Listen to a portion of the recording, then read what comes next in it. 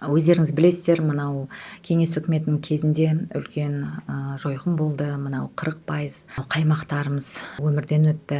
Яғни олардың көздерін жойды. Олардың бәрін шынайы айту қажет. Ұлтымыз оны білу қажет. Қаймақтарымыз атылып кеткенін білу қажет. Элиталарымыз асыл қасиетті тұқымда аталарымыздың кетіп қалғанын білу қажет. Айдағанға жүретін, айтқанға көнетін қазақтарды, момын адамдарды алып қалды. Күшін жойған кезде біздің бойымызға үрей пайда болды.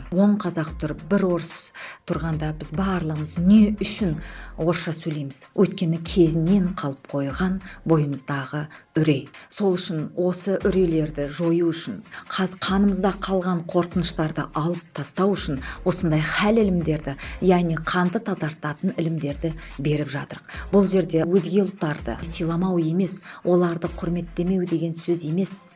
Біз оларды құрметтейміз. Дегенмен де өз елімізде өз тіліміз әрдайым бағаланып жоғары тұру қажет деп ойлаймын.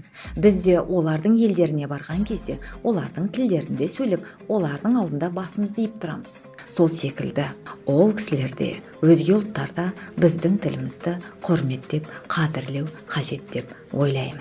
Көп жағдайда осы шетелдік азаматтармен оқыған кезімде өз тілімде сөйлеуге тырысамын. Барынша өзімнің қазақ екенімді, осындай Қазақстан деген ел бар екенін, осындай көк туымыз бар екенін, осындай рухты қазақтардың бар екенін білдіргім келеді. Көбісі тани бермейді. Қазақстан это где? Деп сұрайды.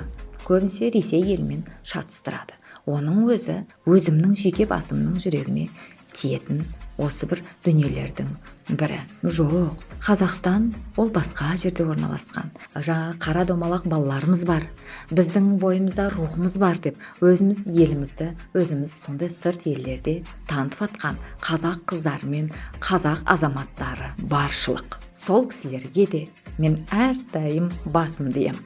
Осындай ұлтымыз дами берсін, жаһанды әлемді бағындыратын қазақ халқы, бойын тік көтерген халқымыз, рухты халқымыз көбейе берсін деймін.